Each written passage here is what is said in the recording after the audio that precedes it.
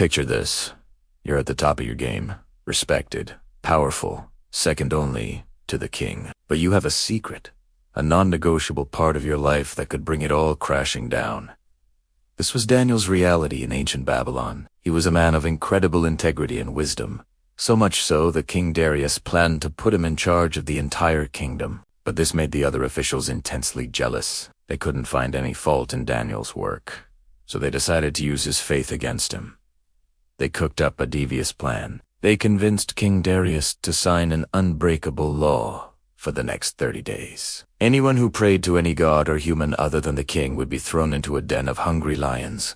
The king, not realizing the trap was for Daniel, signed the decree. Now, what would Daniel do? Would he pray in secret? Would he stop for just 30 days? No.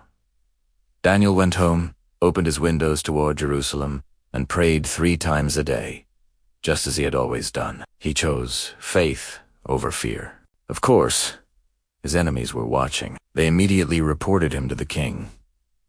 King Darius was devastated. He had been tricked, and his own law now condemned his most trusted advisor. He spent the entire day trying to find a loophole, a way to save Daniel. But the law of the Medes and Persians was irreversible. At sunset, with a heavy heart, the king gave the order. Daniel was taken and thrown into the pit of lions. The king's last words to him were, "May your God, whom you serve continually, rescue you." A large stone was rolled over the mouth of the den, sealing Daniel's fate. The king spent a sleepless night, fasting and refusing any entertainment. At the first light of dawn, he rushed back to the den. He called out in a pained voice, "Daniel, servant of the living God, has your God, whom you serve continually, been able to rescue you from the lions?" And then, a voice from the pit. It was Daniel. "O king, live forever. My God sent his angel, and he shut the mouths of the lions. They have not hurt me, because I was found innocent in his sight." King Darius was overjoyed. Daniel was lifted from the den without a single scratch on him. The story doesn't end there, though. The king then ordered that the men who had falsely accused Daniel, along with their families, be thrown into the lion's den. And before they even reached the floor, the lions overpowered them.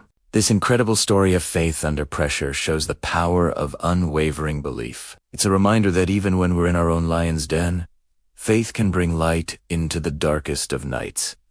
Thanks for watching. If this story inspired you, hit that like button and subscribe for more incredible tales. See you next time.